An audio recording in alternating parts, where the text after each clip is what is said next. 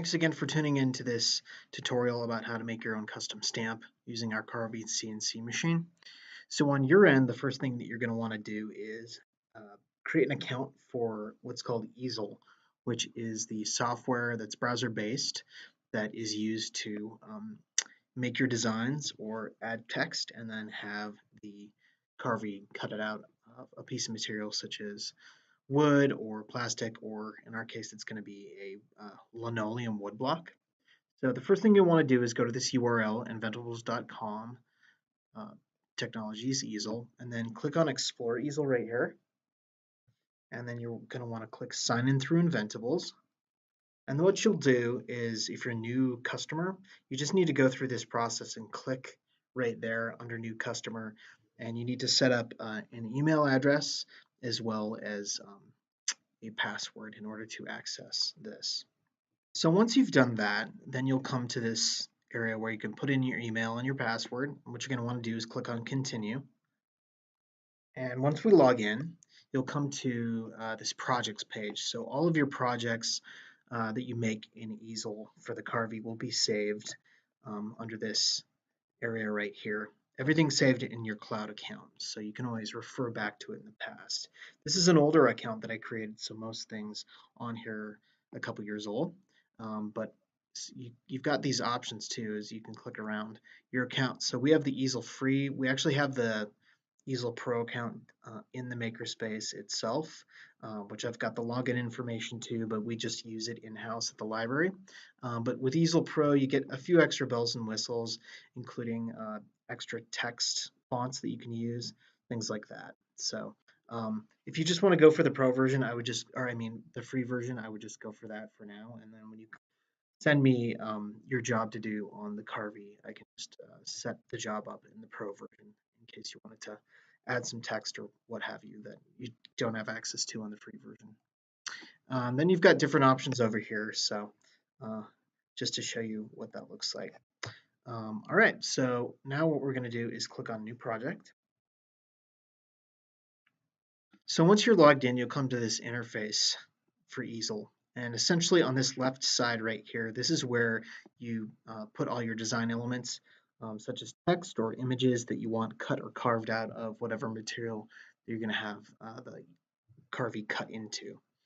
Over on this side, this will give you a simulated preview of what it's going to look like, and I'll show you what that looks like, but it's super handy to kind of give you an idea of what your design will look like once it's cut or carved out. And just one note to make is that you want to make sure, if you click under machine, you want to make sure you're clicked on Carvey for the machine. There's a special little L clamp on the machine right there that's used to home the bit tool itself, and so you're going to need to make sure that you're choosing the Carvey as the machine. If you choose a different machine, it's actually going to change the parameters in terms of size of your project. So it's best to go with the Carvey since that's the machine that we're going to be using for this project. All right, so on this left side over here, this gives you some design options. So you have the option to use different shapes in your project. So as an example, if you grab this, if you want to use a triangle, just click on that and you can move that over here. As you can see, you get instantaneous feedback as to what that's going to look like getting cut into that material. And right here is where you choose your cut depth. So if I take that all the way down, you're basically going to be cutting all the way through your material. If you move it up like that, you can see it's only, if you click on simulate, it's only going to just slightly carve into the material, and it's going to give you an estimation of 3 minutes using an 1/8 inch bit. And with your cut options, so you basically have different options such as clear out a pocket, and it gives you an idea. It's going to cut out all of that inside your design or whatever image you have. You can also cut on the shape path like that, as you can see, and I'm going to change this just to give you a better idea of what that looks like. Cut outside the shape of the path, which you probably wouldn't notice that much with this, but with sort of more complex looking objects, you'll kind of notice a difference. And then a cut inside the shape of the path. So one other cool thing that you can do is that You can edit the points of your object. So if we go down to edit points and click on E, it will give you the option to take the points of your object and move them around like this, either in straight lines or in a curved way like that. And you'll notice that this comes pretty handy if you import your own pictures into Easel to try to have it etch out into um, whatever material you are using. You'll find that the editing tools, the curved and straight, will be pretty helpful if you need to kind of straighten things out or just kind of tweak the image to your taste. Then if we move over to the shape tool, you can see this will show you the position that your object is in the XY boundaries. So X going this way and then Y going this way. You can also, it'll also show you the width and height of the object, and you can actually lock those parameter values if you want those values locked in to keep the sizing proportionate. You can also change the angle of rotation of the object. So let's say if I wanted to change this to a 45-degree angle like that, that's what you do right there. You can also do this by grabbing the handles of this and doing it like that. So, and you can also change the size of your object just by grabbing it like that. But if you have it locked, it should lock in your proportions while you're doing that, just like that. Okay, so I'm gonna delete this for now. So yeah, you've got your different shapes you can work with. You also have this line tool, which basically gives you the option to click at a bunch of different lines. If you had a specific shape that you were hoping to create, this would be a good tool for that. And as you can see, so you get the instantaneous feedback over here. If we click on simulate, it says it's going to take about 7 minutes to etch into it at a depth of 0.2 inches. But then what you can also do is edit the points, clicking on this, and there's all these little node tools that you can use. So if you want to make specific changes to these little points, you can do that with the editing tool. Delete that. Then moving on, we've got this drill tool that basically just makes a hole that will cut through all the way through your material. So if you make something here in Easel, say like something you want to hang up on a wall, this is the tool that you'd use to do that. Then moving along, we've got our text font tool, and like I said, you are limited to just using these types of fonts in the free version. We do have access to the pro version, so with it looks like 300 additional fonts. So if there was some other fonts you wanted to explore, just let me know, reach out. I'm going to give you my contact info at the end of the video, and I can kind of look around if you'd like me to switch up the fonts for you.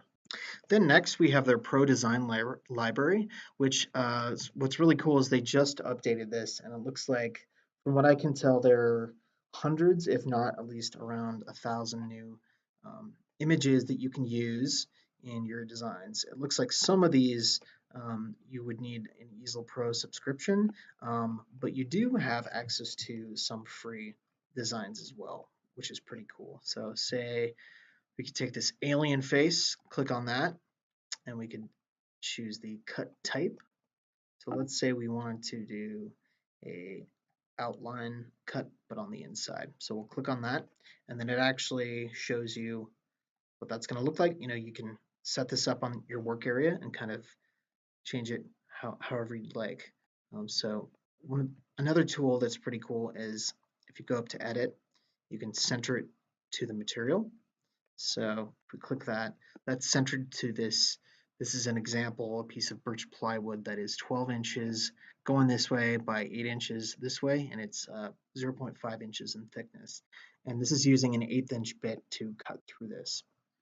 We can also switch around the bits and see what that looks like. So if we used a 1/16 inch bit, get a little bit more detail, the lines are less thick, and it looks like it's going to take about 4 minutes to do that.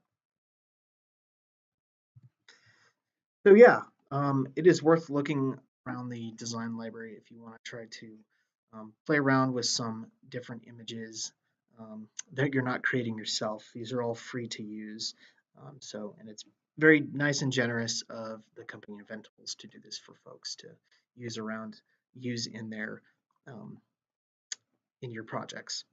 All right, so the next thing we're going to go over is the apps tools. So what's really cool about this is they have a bunch of different, it's an app library. So basically it's a bunch of different projects that you can use Easel for with the Carvey CNC machine. Or if you have your own CNC router at home, I know that Easel has been used, can be used with a lot of the um, more consumer budget friendly CNC routers on the market. Some of them are called the 3018 CNC routers, so I know that Easel can be used with this too. But essentially, with this app library, it just gives you some extra functionality for your whatever project you have. You can do things like create a fidget spinner. What we're going to use today is called the Stamp Maker app. We're also going to use image trace to import an image, the image of the Missoula Public Library logo. But I would play around with this and kind of see if there's any other things that are of interest to you for whatever project you're going to pursue. Um, you can do things like offset text, warp the path of your text like that. Um, yeah, kind of you've got a lot of options in terms of what you'd like to do for extra bells and whistles to add to your projects. So I would check out the app library. It's pretty cool. And specifically today, we're going to be using these two, the Stamp Maker app and the Image Trace app.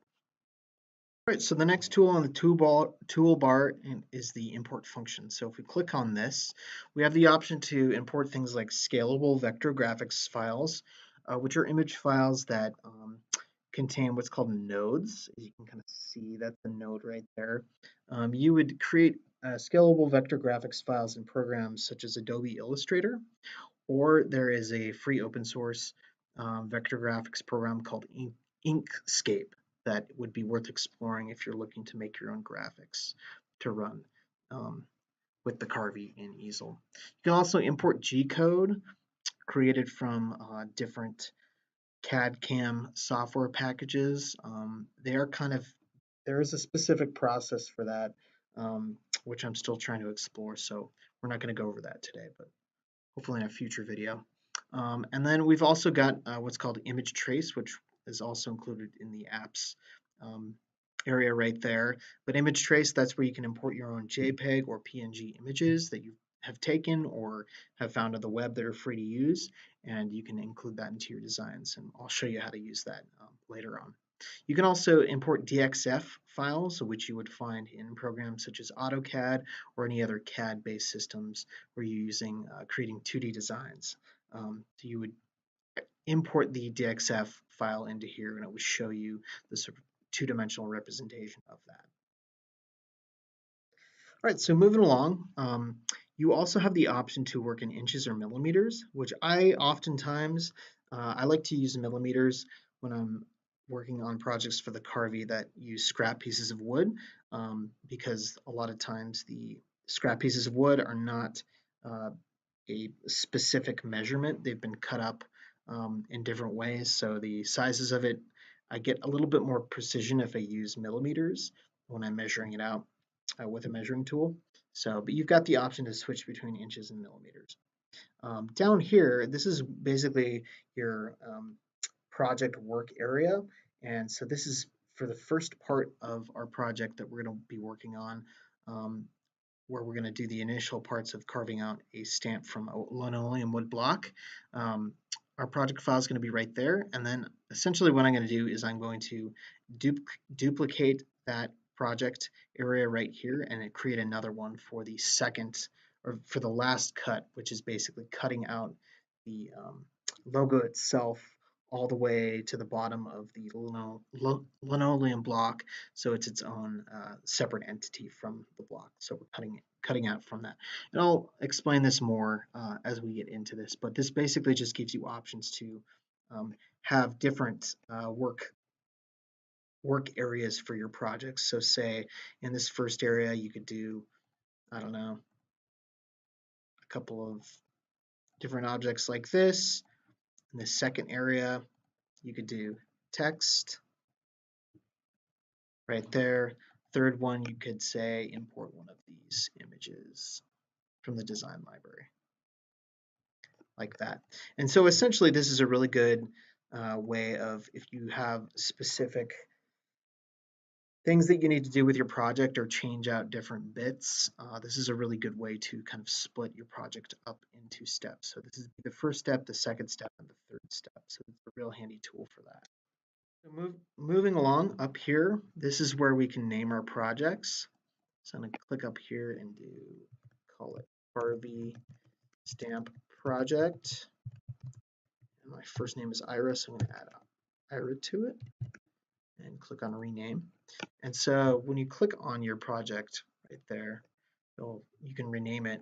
But then if you click up here, this is it'll bring up the projects area right here where you can see all of the other projects that you've created and worked on. So it's pretty handy that considering that this is in the cloud, it's really nice because it basically auto saves your projects for you, especially ones that you've created. Looks like some of these ones we did about 3 years ago. So moving along up here, we've got our file menu. So if you click on new, that's just going to create a new project. If you click on open, that's going to open this up so you can access previous projects that you've worked on. You can make a copy of your objects right there. Like that, it's making a copy of your project. You can import an SVG file from there. You can import G-code. If you click download zip, it's basically just going to download a zip file, I believe, of the objects or images in your project, but it doesn't actually save any parameters such as the size or the bit size tool that you're working on. So I haven't used that tool, but it might be worth exploring for you. One big thing to note is that since the library is still closed and you wouldn't be able to come in and complete this project, obviously there has to be a way that you can send me your project file so I can have it be cut in the Carvey itself. So the workaround for this is if you click on this share tool right here, click on that and you're going to want to choose the option to share with a link. And so when you've completed your project, whether it's making a stamp like the video that we're going to do today or any other sort of project you want to do with the Carvey, you want to use the share with a link tool and simply use Control-C to copy the link. And then with whatever email client that you use, you just want to email me that link and then I can access it from the computer that runs the Carvey itself and then run your job for you. All right, then under the edit drop down, you've got all your kind of basic editing tools. You can cut and copy design elements. You can flip things horizontally or vertically. Well, yep, there you go. You can send things either backwards or forwards in your design. So let's say I want to cut this at a depth of 1/8 of an inch, and I want this to cut deeper at 3/8 of an inch. And let's say I overlap these two like that. And let's say I want to send this to the back of this design. So I will send it. Click send back, and it's going to go beneath this. So as you can see, what's actually going to happen is only these parts of that triangle will get cut at a depth like that. Otherwise, this circle is going to be the thing that you will see in your design. So yeah, there's those options right there. You can bring things to the front of your design, etc. Options to select by cut type or select by matching depth. One handy thing I use a lot that I showed you earlier is center to material. So if you want your images or text centered to whatever size material you are using, this is a really handy tool to use for that. So it's centering these elements right now to this piece of birch plywood that's 12 inches by 8 inches by 0.5 inches in thickness. So whatever material that you're using, the one that we're going to be using today is going to be quite small. So I'll probably use that tool and then kind of just tweak it to paste. So that's how that works.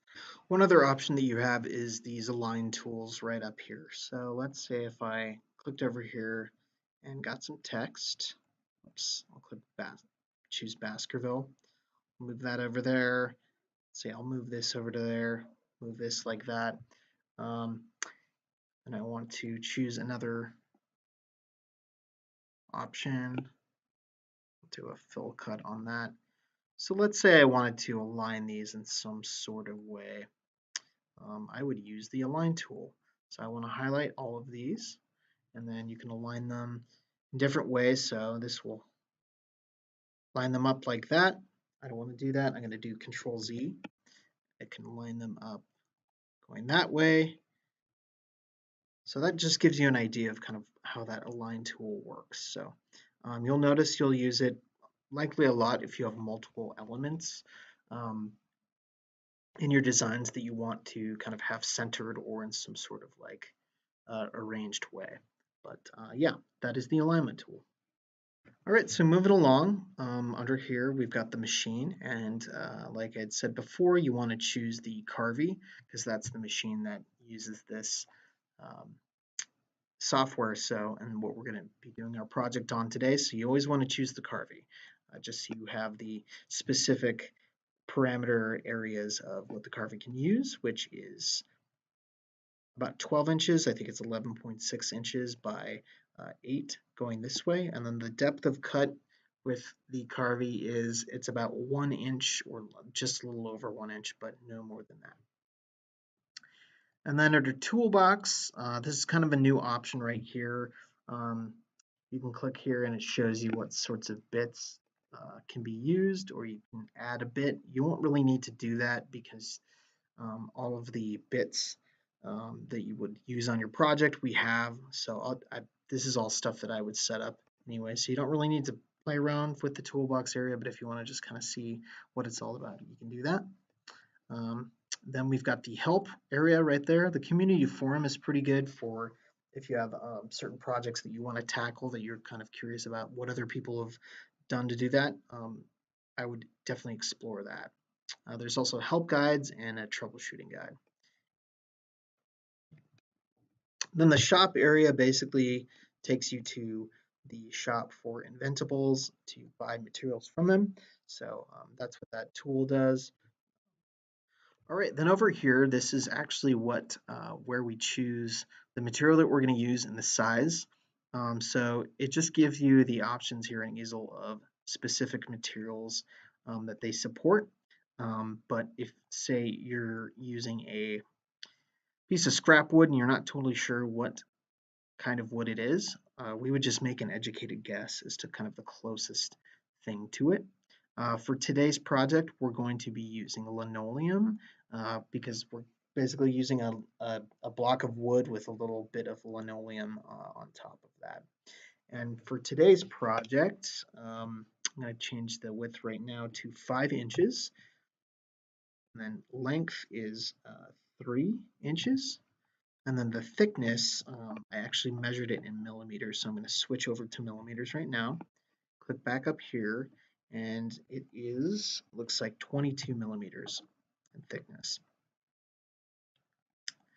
So that is our block of wood or linoleum block that we're going to be using. It's pretty small, so it's a bit smaller. So we're going to have to definitely, make our design elements try to fit into there to make this work. But that gives you an idea of how you set up your stock material and entering your dimensions in, choosing your material type right there.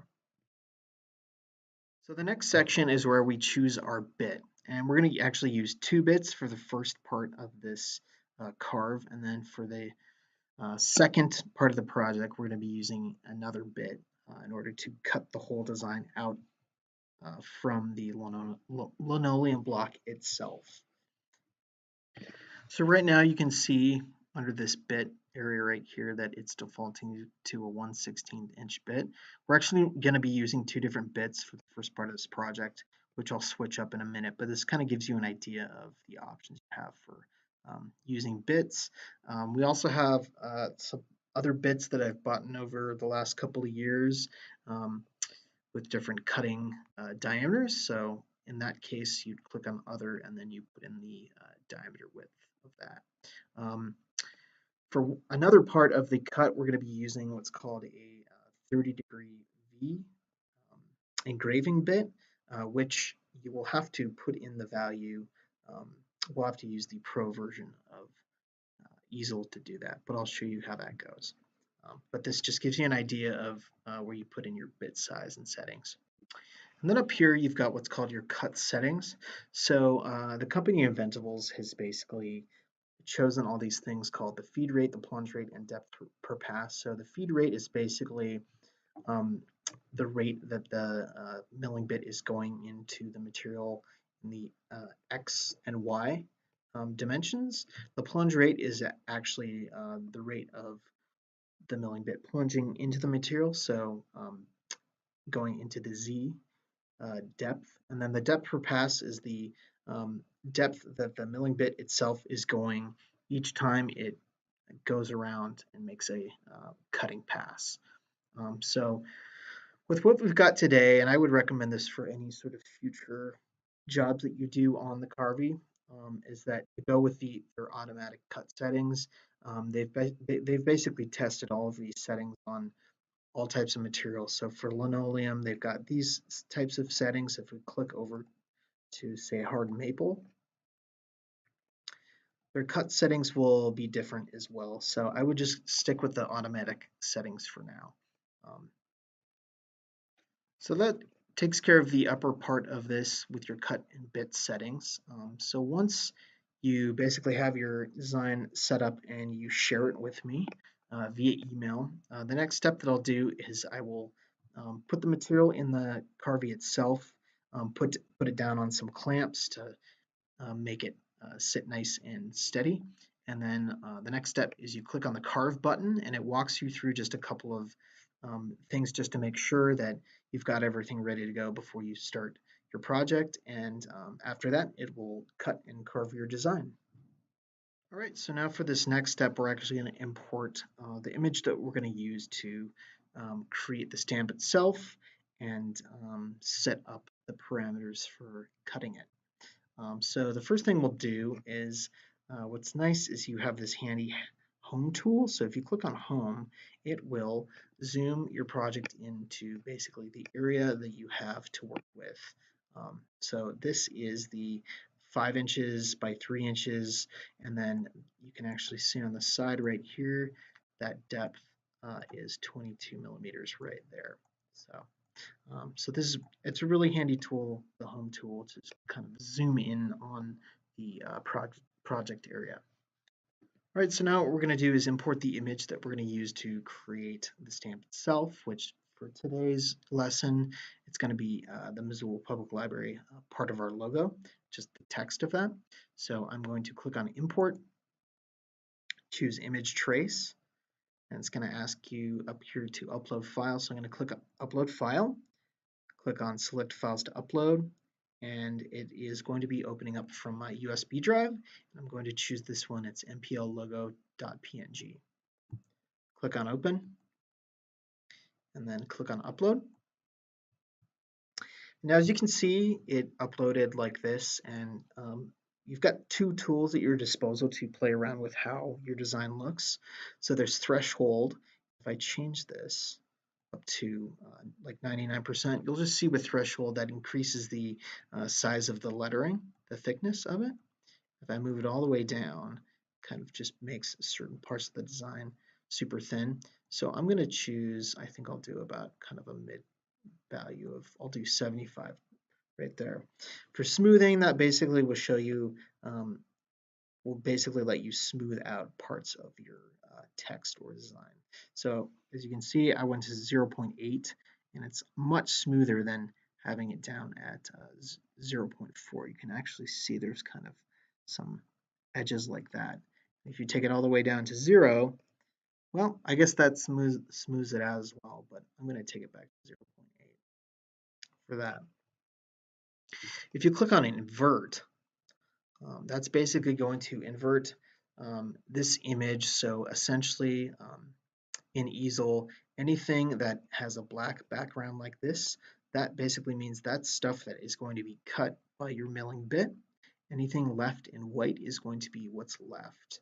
Um, so if we chose to, and this will actually happen with our design, but if you do choose to do this with other projects, depending on the size of your material, it could take a really long time to cut out or mill out, just because you're going to be taking out all of this material around this text.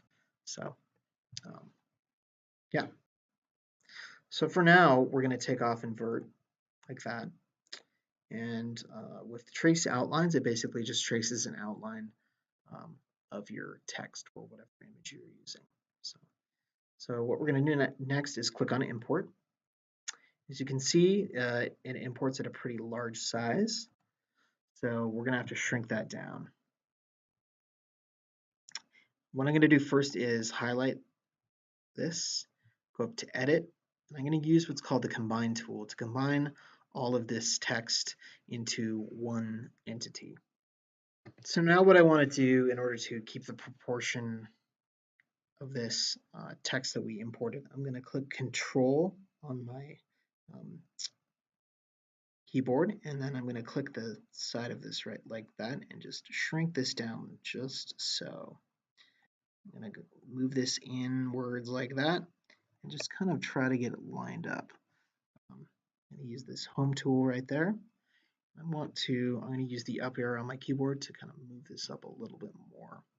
I think what I'm going to do is make this text, I'm going to shrink it down a little bit, even more. I'm going to use the control tool, click on control, go like that,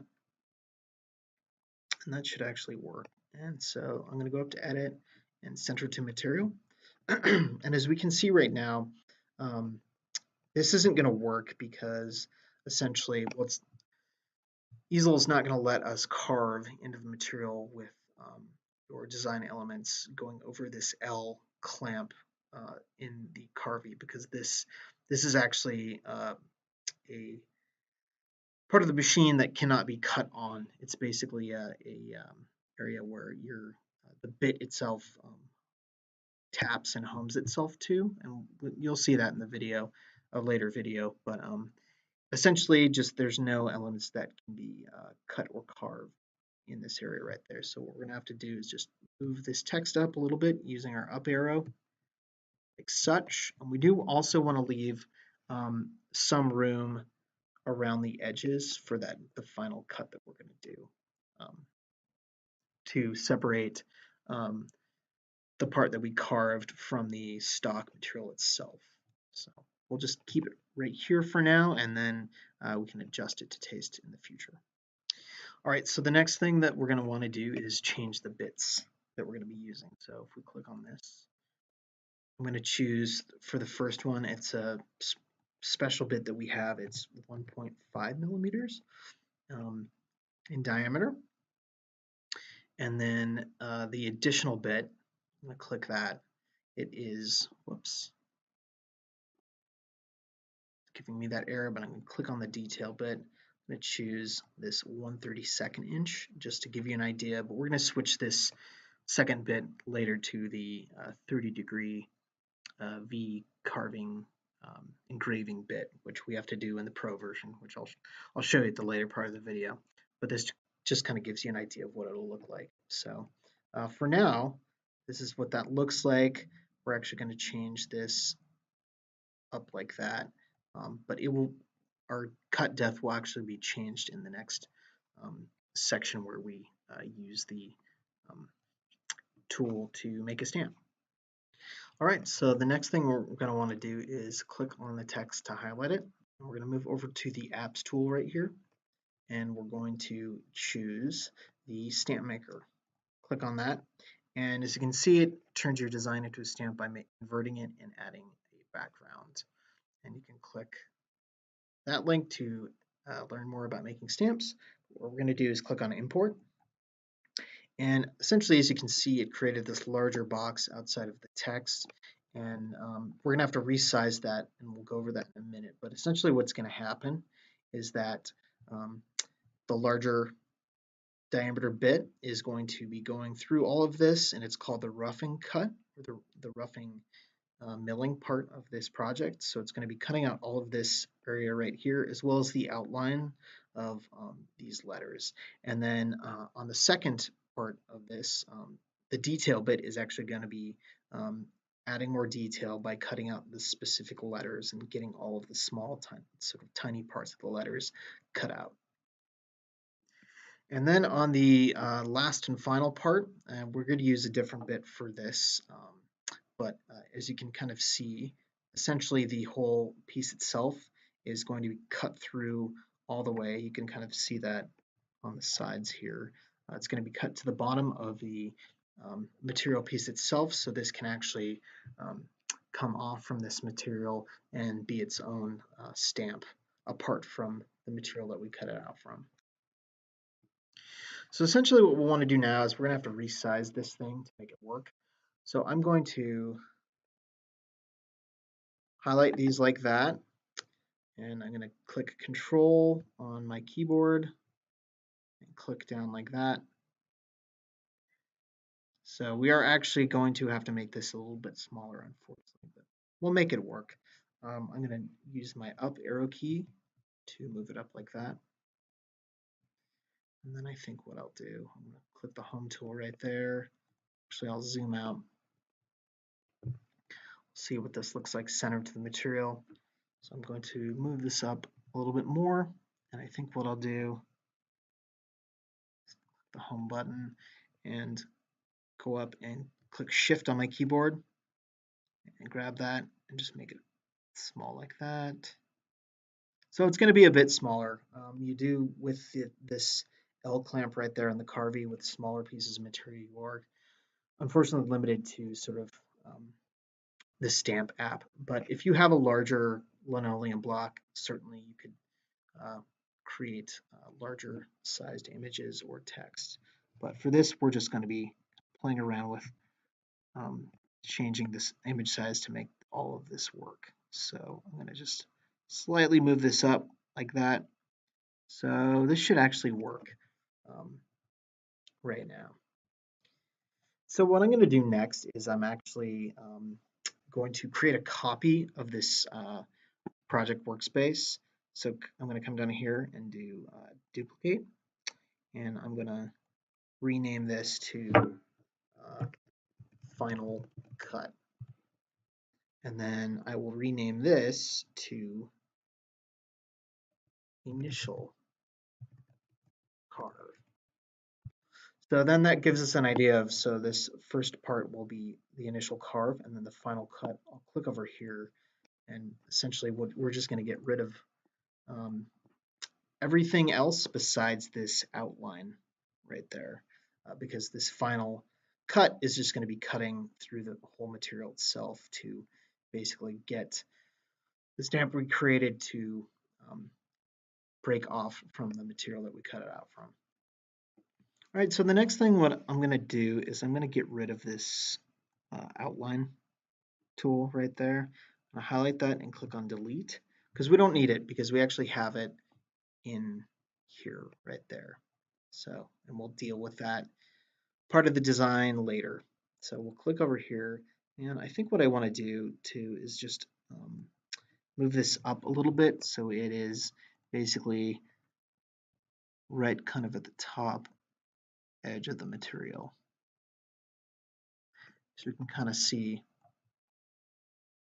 we basically just want, we don't really want that little edge to be left.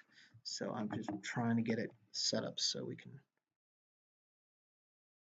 get rid of that like that. So, all right. So now what we've got with our design, I'll zoom out a little bit. If we click on simulate, basically what it's gonna do is it's gonna first, and what's really cool is you have this playback that you can play. I'm gonna fast forward it, but it's actually gonna show you the toolpaths that first bit's gonna take. So it's gonna do all of that. And then the second detail bit is going to come in here. It's this fluorescent green. It's basically going to cut out all of the details of the letters. And then essentially what it's going to do is take 32 minutes altogether.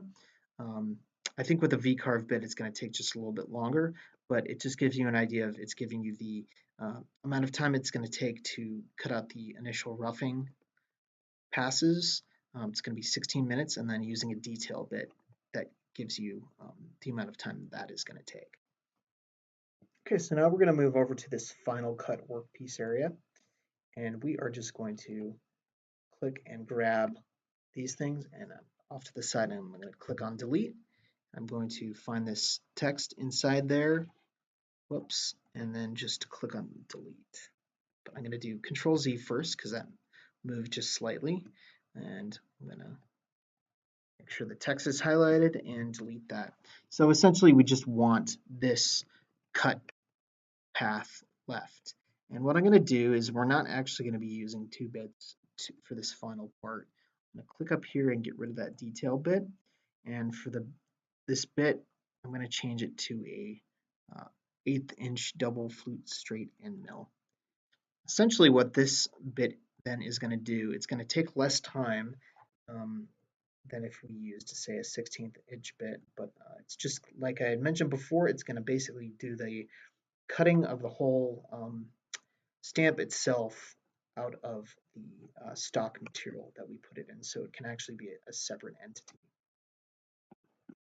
So if we click on simulate, it says it'll take about 3 minutes. Sometimes it might take a little bit more.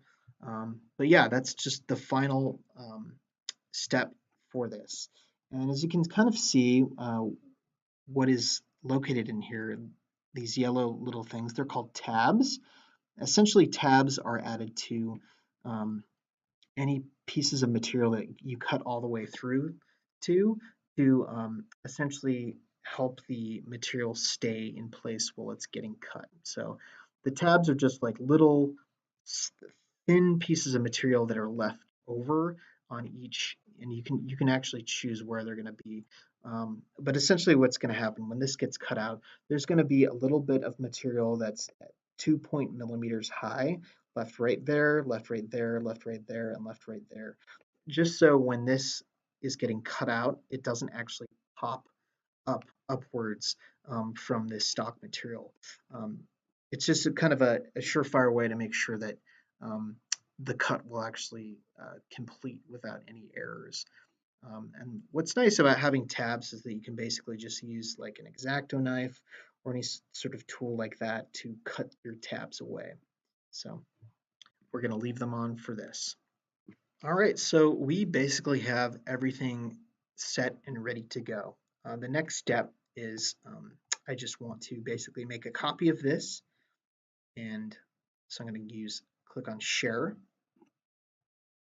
take that link, copy it with Control C, and then I'm going to email that to my work email, and then open that up in our Easel Pro version, and just basically change out the detail bit to a V-carve bit, and then we'll get this job ready to go. And I'll click carve, and then I'll have footage of the carving itself. I'm going to have the sound off just because it does get pretty loud, but it will give you an idea, a visual idea of the whole process that we've done thus far, sort of to completion. So I will see you in the last part of the video.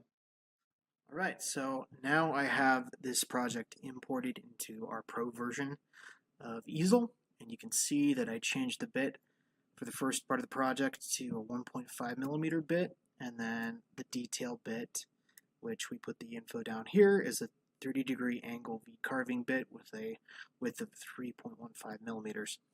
So yeah, it is all ready to go. So the next thing I just need to do is click on this carve, and it's going to walk me through a few things just to make sure I have everything set up.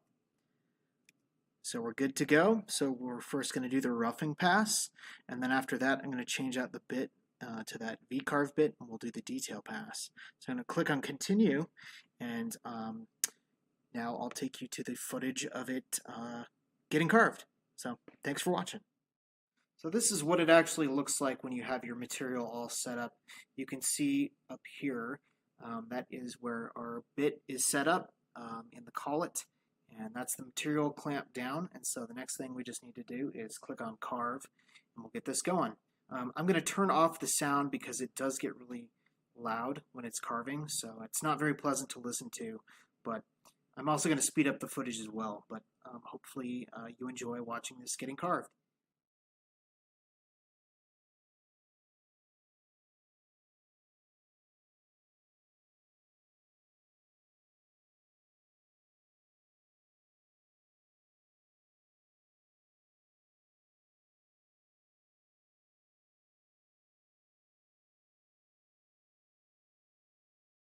Hey guys, so I did run into a little bit of trouble with the last cut. I realized that actually having um, this final outline cut on the edge of the material really kind of messed up um, the milling bit and the machine as it was cutting. It basically would kind of get jumbled up around this point as it was making the turn to cut into here, and then it actually everything got offset. It would start cutting into here. So essentially what I did was I went back in here in my design and I just made this design smaller as well as this area too. So I'm just going to go ahead and copy this over, or duplicate it rather, get rid of this other final cut, and then on this piece just going to get rid of this text,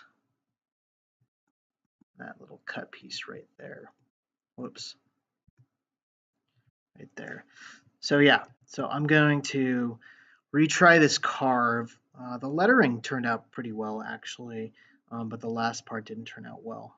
So I'm gonna give it another try, and hopefully it should work. But yeah, that's just one thing to note when you're doing these kind of carves. It's probably would be good to get a larger piece of that linoleum block material, as well as you definitely want to note to not have your the machine cut basically on the edge up here, or else it seems like it's just going to kind of mess up your cut. So that was a learning process. So I learned that, and I just wanted to pass along. Hey guys, so I wanted to show you the end of the project, how this turned out. Actually turned out pretty well.